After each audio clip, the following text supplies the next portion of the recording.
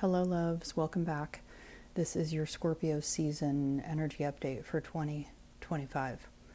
It is so lovely to be back inside of this energy. And what is so interesting, I have been doing these energy updates for 8 years.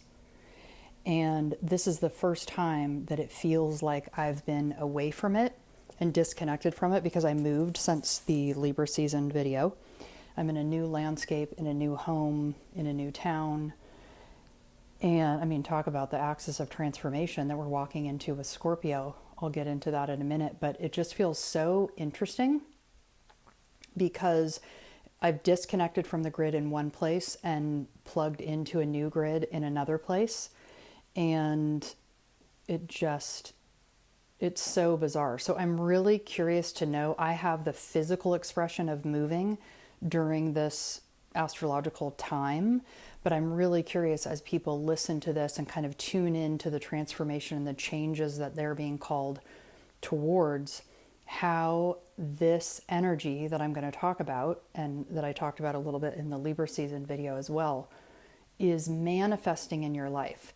Because I talk about it from a place of what's coming up in my life, and I often bring in my own life experiences to share and give examples of how this information can come through and how it can express. But mine is just incredibly palpable and physical because of the move and how the energy just feels so incredibly different because of that. So I just uploaded yesterday the November Traveler's Notebook video, and that has all the dates that I'm going to talk about here written out. So if you're new here, the patterning of these two videos and how they sync together is that I usually do the monthly calendar in the Traveler's Notebook with all of the dates that are there for that month. And then I will do an energy update of the sun season that sits across 2 months. So the end of 1 month and the beginning of the next month until the cycle changes again. And so there's the calendar video that's giving you the physical dates. And then this is the energy update that is giving you what all of those astrological aspects and, transitions and everything that are happening mean. So right off the top, Scorpio, we're in Scorpio season as of October 21. And I'm recording this a little bit later than usual. I usually like to get these out the week before the sun season changes, but because of the move and how underwater I have been, speaking of Scorpio season, is a water sign, I have not been able to get to it. So this has been my first moment to kind of dive in and look at the dates. And I did the calendar video on Wednesday and was able to get that done. So now I can kind of see the pattern of what's coming through. So I'm recording this on the 31st, on Halloween. If there was any better day to record Scorpio season video, I mean, it's too much. Because Scorpio is all about death and dying, letting go, transformation. The moon cycles that we will have inside of Scorpio season are a full moon in Taurus and a new moon in Scorpio, which is the axis of transformation, Taurus and Scorpio sitting opposite each other on the wheel. And Halloween is all about that. The death, the veil being thin, the edge of the threshold between life and death. And so I find it comical even that I would end up recording this on Halloween. So inside of Scorpio season, already death, dying, and letting go. And the question here is, what is ready to be transformed? And maybe what is ready to be transformed, the information for what is ready to be transformed may have come out of the last full and new moon that we had. The full moon in Aries and the new moon in Libra, because those were the first two lunation cycles that came directly after the eclipse. And if you're new here, I was talking about the eclipse season being like a defibrillator on the heartbeat of Mother Earth. She came in and, it was like a resuscitation, and she shifted and changed the pattern, the rhythm of the moon cycles. So we're now at the beginning of a new cycle with Aries and Libra, and then we're into the second part of it now with Taurus and Scorpio inside of Scorpio season.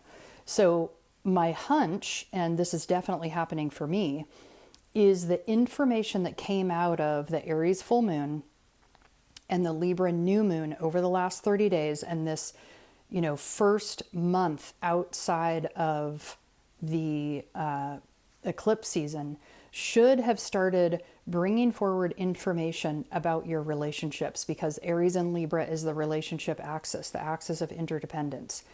So something out of those cycles, I would guess, has shifted and changed, and you have information now that is going to help you figure out during Scorpio season, what is dying to be reborn within me? What do I desire to allow to transform within me?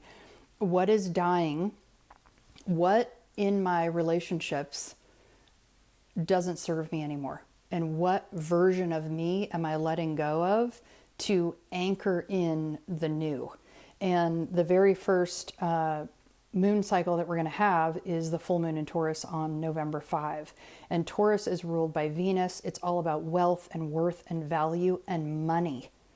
So my hunch, and I'll talk about that more in the full moon ceremony in Taurus, if you don't know that I do those and you resonate with these messages, or you even hang on them every month and wait for them to come out, I highly encourage you to check out the moon ceremonies. Those happen twice a month, always around the full and new moon.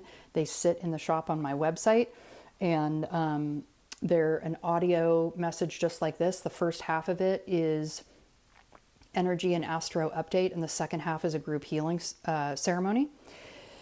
And so we do those twice a month, and then I also teach intuitive collage at the new and full moon as well. And there's a membership that includes all of that called the Wild Moon Community. So I'll put all those links below. But this new moment that we're moving into with this full moon in Taurus is going to be asking us about our worth and wealth and value and our money. And with the full moon, it's going to be asking us to illuminate all of that within ourselves. So, but they're not separate. These cycles are not separate. They build on one another. So there's something about our wealth and our worth and our value and our money and the wealth of who we are that came out of the Aries full moon and the Libra new moon. And those moon ceremonies are still on my website. I usually leave them up for about a year and then I start cycling them out. So those are there for you whenever you want them, So so let's start at the beginning. So Sun moves into Scorpio October 22. I think I said 21, but 22.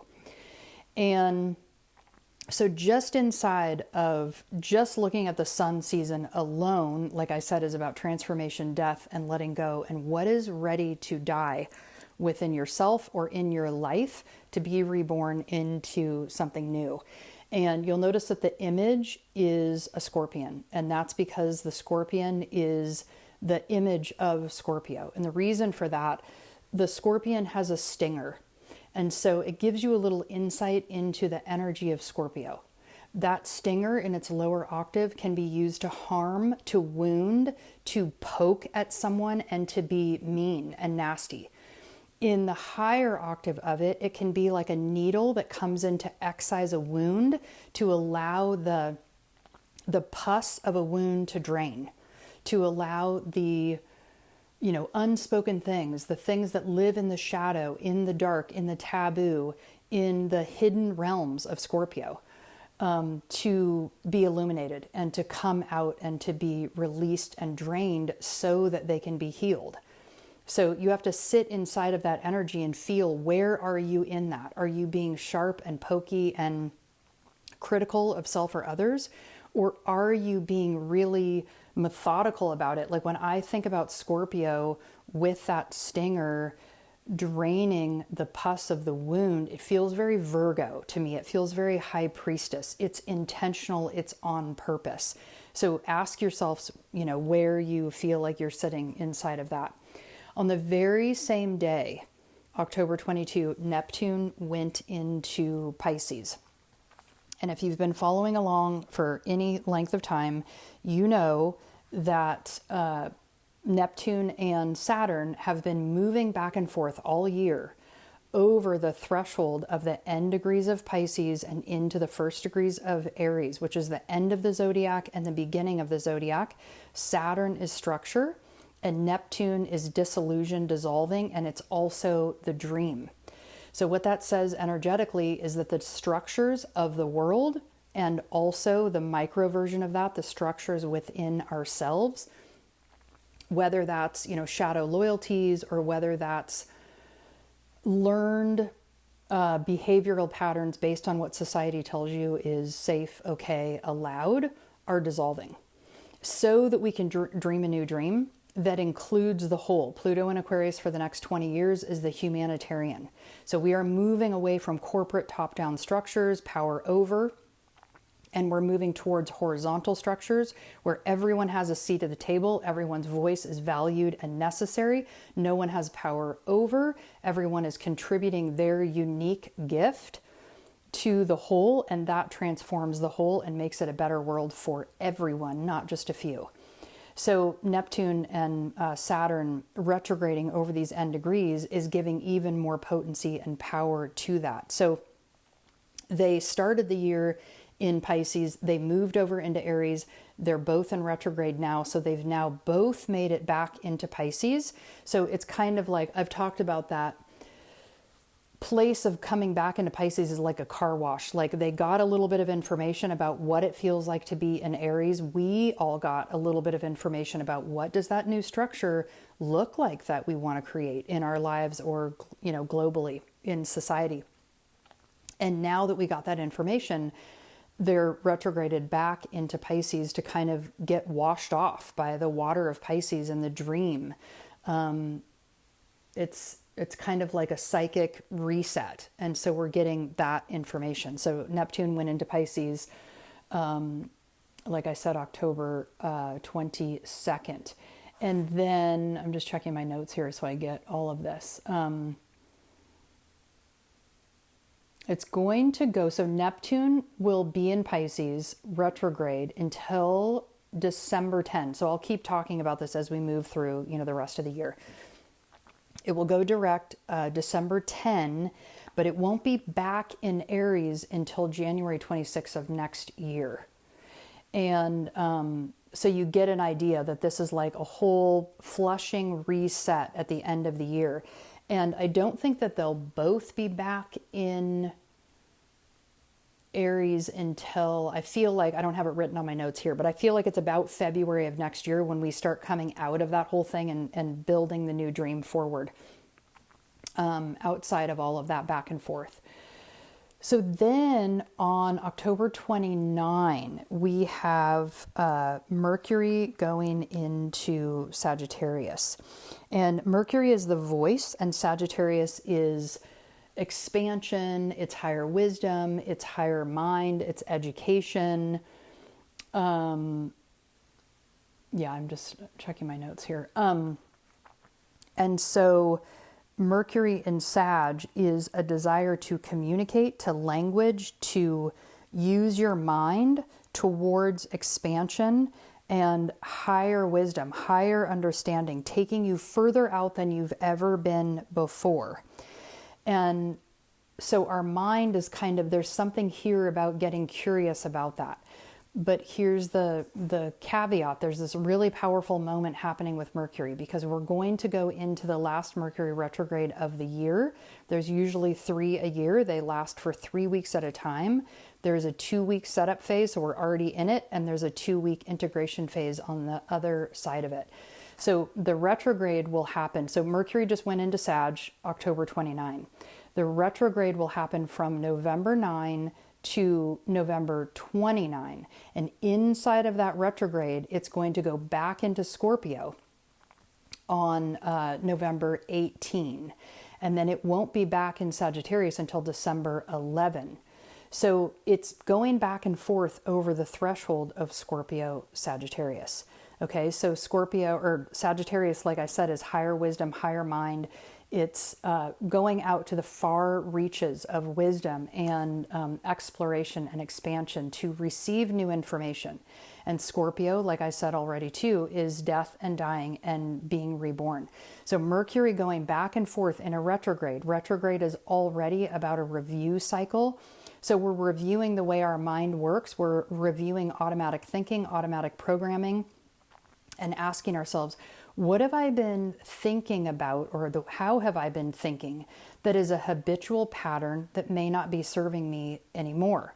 And there's usually a Mercury retrograde message that comes inside of those 3 weeks at the midpoint. So about a week and a half in, you should start receiving a message, if you're paying attention, that, says, hey, this is what, how my mind wants to be reformed or transformed. Like, what is it that I need to let go of? And so over the Sagittarius Scorpio axis, it's like we're going into Sagittarius getting higher wisdom, we're getting more information right now, and then as it retrogrades and moves back into Scorpio, it's almost like a dump truck backing up and allowing us to dump it in Scorpio, the place that is death and dying, and letting go inside of a Scorpio sun season, even more powerful. It's like we're already in that mode. So that's going to be happening with Mercury. Then Mars is going to join Mercury in Sag, or actually it's going to happen, well, no, it is going to happen in that direction, because Mercury went into Sag October 29, and then Mars will join Sag November 4th. And so then they're teaming up together. So when Mercury and Mars sit side by side like that, Mars is our drive, it's our direction, it's what we are driven by, it's what we're driven towards. So when those are two are moving in tandem like that, then you've got Mars teaming up with Mercury and saying, oh, I'm actually driven to go to those higher places with my mind, Mercury. And then, like I said, we'll have a full moon in Taurus, November 5. There'll be a moon ceremony that goes in the shop on my website. I announce that on my newsletter. So if you want regular announcements of that, go to the homepage of my website, scroll all the way down to the bottom and add yourself to my newsletter, and you'll get notifications of those. I try to remember to put a post on YouTube about those, but the moment that I post those, there's so many places to post the reminder that the newsletter is the one for sure that I will send out. And then I try to post it on Instagram, and then YouTube is like the third on the chain. So just a reminder to get on my newsletter if you want regular announcements for that. So I'll go much more into detail about what's happening in the full moon in Taurus.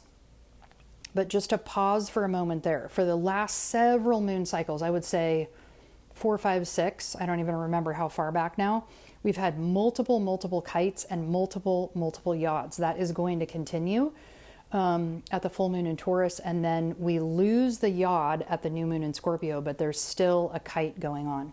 And all of these, if you don't know what yods and kites are directional moments. They're showing us where the collective, where spirit is guiding us towards, and saying this is where our focus needs to be now, and this is what is, happening and being transformed. So I'll talk about more of those more of that in the moon ceremonies. Then November 6th, we have Venus moving into Scorpio, and Venus is the mother. I think of her as the divine feminine, and she's the one that's kind of the guiding principle, the larger visual of kind of what we're doing astrologically right now as we're letting go of the old cycle. What's happening is that we have been disconnected from the feminine for thousands of years. And Venus is coming forward now and saying, hey, okay, this new world that you're building and making, it must have the feminine at the helm. At the very least, it must be in balance. And the masculine feminine energy work much better in balance when the masculine yields to the feminine's urge and desire, and then creates boundaries up around what the feminine urges and hungers and desires for. If you think about, a baby being, born in the womb, like just being seated in the womb, the body, the mother, the relationship has to desire for a baby, or there has to be something like that that seeds the desire of it.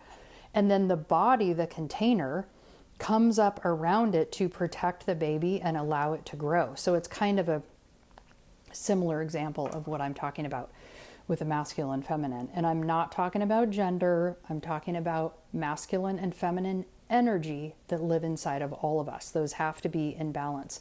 And, you know, we have been in a patriarchal society for thousands of years that honors and values the masculine and disconnects from the feminine. And when we do that, we disconnect from all of that wisdom that lives in the fertile dark.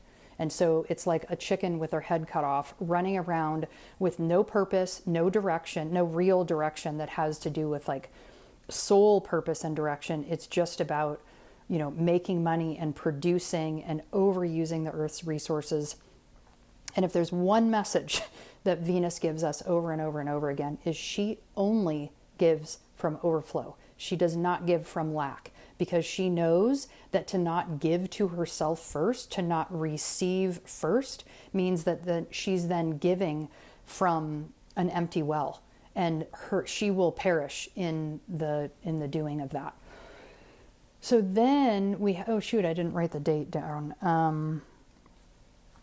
The very next day, November 11, Uranus moves into Taurus, and that is because Uranus is in retrograde right now. Also, it has been in Taurus for the earlier part of the year. It went into Gemini. Now it's in retrograde and it's going back into Taurus. So Uranus is our uniqueness. It is our freak flag. It's the ruler of Aquarius. So we're getting information with Uranus going into Taurus and having been in Taurus and then moving into Gemini. Because Taurus is about worth and wealth and value and money, we're learning about what our unique energetic signature is and how that is our worth and our wealth and our value. But we have been disconnected from it, so we don't understand what it is. We don't understand that our uniqueness is our worth. It's not about what we do, it's about who we are. It's about the energy that we bring to a place, to a relationship. It's our unique signature. And so it's been in Taurus, it went into Gemini for a moment. So now because Gemini is ruled by Mercury and it's that mind, that mental air energy, there was a moment there where either we were communicating it to ourselves and starting to see our own worth or value, or we were talking about it or coming out of the closet with our freak flag and sharing it with the community. Well, now it's going back into Taurus so that we can have another kind of foothold. I love astrology with all these retrogrades, the back and forth, because it's constantly showing us, and the astrological wheel in general is constantly showing us that it's a circle. It's not one thing or the other, it's both and. And so it's like, oh, we go into Gemini, we feel it in a different way. We feel that mercurial energy of like, oh, I want to kind of share, or, you know, I'm coming up with a new idea that I want to offer. And maybe you've announced something new that you're going to be doing, or at least you got the information of it for yourself. And now it's going back into Taurus so that we can have a review of that worth and wealth and value and money and really kind of sit in it, like anchor ourselves into it. Almost picture yourself like buried in the dirt, buried in the rich minerals of the soil. I have two versions of a Yoga Nidra on Insight Timer called Remineralizing the Soul. And there's one that's about 45 minutes, and then I recorded another version of it that's a little bit shorter if you don't have as much time. I think it's 25 minutes, something like that. Really helpful to do at this time. And then, like I said, we've got Mercury retrograde happening on the 9th. Immediately after that, Jupiter, hang on, let me see. because all these dates are kind of bouncing around. So we've got Uranus and Taurus, like I said, November 7. Right after that, Jupiter goes into retrograde, 11/11. I mean, can you make this shit up? 11 is a master number. Think of the ones as like an electrical outlet, like two prongs going into the wall, and then you have two of them. 11/11. So really potent. And if you add those all up together in numerology, it's a 4. And 4 is stability. It's 4 legs on the table. So it's more stable than the 3 legs that could be more easily tipped over. Although I did get some information when I was writing my class on the healing properties of essential oils that's on Insight Timer now too, that the three, the Trinity energy, the triangle, although 4 would be considered more stable because you have 4 legs on the table now, so it's a little bit more stable than the 3, the triangle itself is an extremely potent geometry because the potential of what's next sits inside of that triangle. So just something to consider. But Jupiter, abundance, luck, expansion, it's the ruler of Sagittarius. It is going to be retrograde. It's going to stay in Cancer. So for a whole year until about next summer, 2026, it will be in Cancer. So we're learning about the underbelly of Cancer and the sensitive, tender, internal emotions that we typically keep inside. We keep under the hard shell of the crab. And we stay home. We don't want people to know that about us. So we're having this whole review moment, being in Cancer direct and then now going retrograde, because retrogrades are always about review. There's something about our luck, our abundance.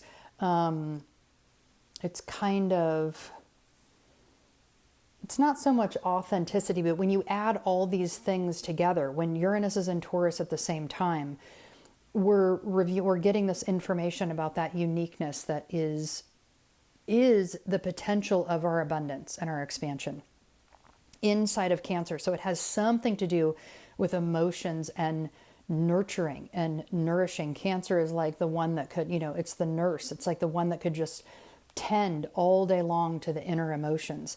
And, the shadow side of it is that we don't want to get stuck there and get too drab and too down in the emotions where we don't remember to come out and make something of it, the opposite of Cancer, Capricorn. Creating something out of it that we can share and support with others. But so Jupiter goes into retrograde November 11, but it will stay in Cancer. Then, like I said, we have a new moon in Scorpio on November 20th. So that Taurus Scorpio is that axis of transformation. So we're letting go. What did we learn from the full moon in Taurus about our worth and our wealth, the illumination of all of that? That we're now like, oh yeah, this narrative that I've had about myself, maybe I didn't know what my worth and wealth and value is. And, we get constant reminders with these as the cycles of the moon, go around and repeat every year. So if you don't get it this time, you'll get it next year. They're constantly repatterning. But there's a question there at the new moon in Scorpio. What did we learn with the illumination of our value and the riches of our body and the technology that lives in our body and the minerals of our bones and our spirit? What did we learn during that? And then what is it that we want to let go of at the new moon in Scorpio? Because new moons are that ending and beginning cycle, that dark period where we're letting go. It's that underworld, the shadow place where we can let go of things. And then right after that, the next day, the sun goes into Sagittarius and starts a whole new sun cycle. And like I said, Sagittarius is that higher wisdom, higher mind. So when we move into that, I'll do another video for the Sagittarius sun season and bring us all into that energy. So I hope that was helpful. And you can kind of find yourself in the center of all of this energy. What is dying to be reborn? What part of you that has to do with your wealth and your value? And, where have places been in your life that you've been undervaluing yourself? Or have you been hanging out with friends or family or in circles where people are not valuing you? And or are you finding new places where people are valuing you, and that feels so good to the minerals of your soul that you're like, oh, well, now that I know that, I can't unknow it. So now I know that I only want to be in places that feel like that, which educate us long term, because then we go, oh yeah, when I'm around people or places or, environments or workplaces or whatever it is that don't feel like that, I will know to pick up my backpack and get out of there sooner than I did before. Because if we don't know our own worth and our value, within, then we're going to attract all kinds of people that also don't know our worth and value and treat us like we don't have any. And once you start transforming from the inside out, and speaking of, I'm diffusing Transformation Young Living essential oil right now to support me in my own transformation as I anchor into a new grid and a new home and a new town and all of those things. But also while we're inside of Scorpio season, it's so important. And I do have, just so you know, I have planetary and chakra customized essential oil blends on my website as well. And there is a Pluto one, which is one of the rulers of Scorpio, and Mars, another one. And so that is there for you. And then of course there's all the chakra ones too. So in addition to all of that, if you're new to my work, I am a teacher on Insight Timer. As I've said, I have multiple classes there. I have a 3-part astrological series called The Archetypal Language of Astrology. There's one on the planets, the signs, and the houses. I just published a new class, like I said, on the healing properties of essential oils. There's energy medicine and the chakras. I have a 40-day Learn to Chant course on there. There's a second version of it once you've done the original to try new chants with. There's a chanting through the chakras to go through and kind of find all the different chants and all the chakra chants and kind of feel into them for yourself and which one is the right one and all of those things. So anyway, speaking of, in my new home this morning, I just finally pulled out my harmonium, and I haven't played it for so long because I didn't have a great place to play it in my old home anyway. And it's very temperature sensitive, so I couldn't keep it in my office attic. And holy crap, is it so good to be inside of it again, and was playing that this morning. And I'm just like, oh my gosh, it's reminding me of my own worth and wealth and value. And that it's not in what I do, it's in the energy that I anchor in my home, in my body, in my life, in the grid around me, in the town that I live in, with my friends, with the people. So I invite you to look at all of that for yourself too, and ask yourself, like, what rituals can I anchor in to my body, to my mind? Chanting, meditation, yoga nidra, yoga practice, exercise. Maybe it's just walking, like something that allows you to drop in each day and kind of tune into who you are and feel the fabric of your own unique energetic signature. I have a practice in my journaling. I will show a video of this eventually, but how I use my Hobonichi.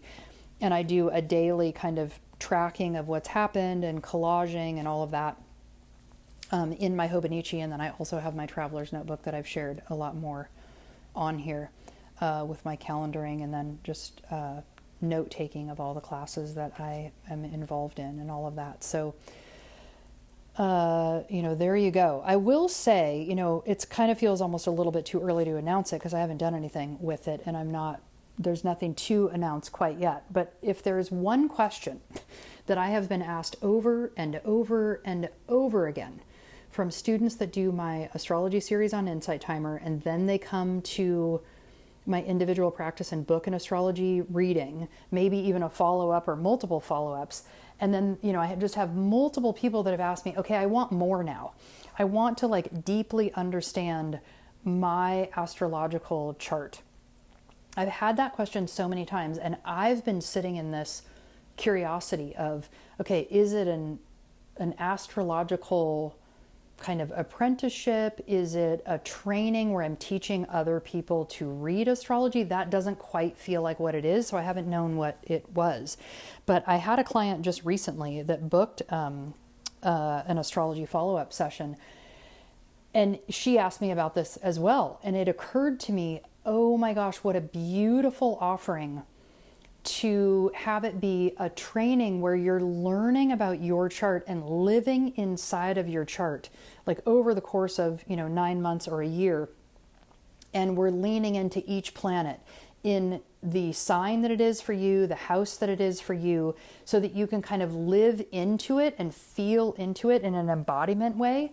So it's more about knowing and understanding your own chart than it is about learning to read astrology for others. Because I don't have a huge call to do that for people. That doesn't feel like where my calling is, or where Spirit's guiding me, but to help you understand yourself inside of the energetic blueprint of your astrological sign or your astrological blueprint, your birth chart. I absolutely have a drive for that. And it's the whole reason why I do astrology readings in the first place, because I want people to have the information of their energetic blueprint so that they know, oh yeah, that's why I'm that way. Or it's kind of like a way that gives you permission to lean into energetic properties that you already hold, that you may feel like, oh, yes, I know I have that, but I don't know that I have it in spades, and I don't know that it's okay for me to lean into it and really own it and claim it. So that's the whole reason I do astrology readings in the first place, because that is the backdrop of all the different modalities that I offer, is to help you get closer to the center of you and to understand yourself more deeply so that you can know what it is you're doing here and why. So if you know that, then you can anchor it in more intentionally and work towards it. So something's coming with that. I just know that. And I've also been wanting to teach a mystery school for quite a while. And so something there is coming. So if you want any of that information, also get on my newsletter, because that's where I would announce it first, if not the only place that I announce it. So anyway, all right, have a wonderful Scorpio season. You know, we're already a week and 2 days into it at the time of the recording for this, but you know, I've only been able to do what I can do, and it's so inside of Scorpio energy anyways. It's like, you know, we're all dying. There's some, and we see it seasonally at this time of year anyways. The leaves, you know, if you're in the northern hemisphere, the leaves are letting go. If you're in the southern hemisphere, I would assume that the leaves are flourishing at this time in spring. And so there's still that energy of transformation and change on either side of it. So, you know, we're being called into it, and both versions of transformation are some version of death and dying to be reborn to something else. So sit inside of that energy and feel what feels like is coming for you. So, all right, blessings. I will see you where I see you. I look forward to connecting wherever we do. And please comment in the, you know, the comments in the video and let me know what's dying and being reborn in you. I love to connect with people and learn about how this is manifesting in your own life. And of course, feel free to book an appointment with me at any time. You know, astrology reading, I do intuitive healing sessions, emotion code, which is a process of removing stuck emotions out of your body with a magnet. It's absolutely transformative. The very first thing that we work on is the heart wall, that energetic wall that we put up around ourselves that disconnects us from other people. We think it's keeping us safe, and we need it when we're young, and then when we get older, we don't need it anymore, and it actually imprisons us. So that's there for you. Reiki, I do right frequency work, but that has to be done in person. But everything else is available online, remotely. All right, take care. Enjoy your Scorpio season, and I will see you on the other side. All right, take care.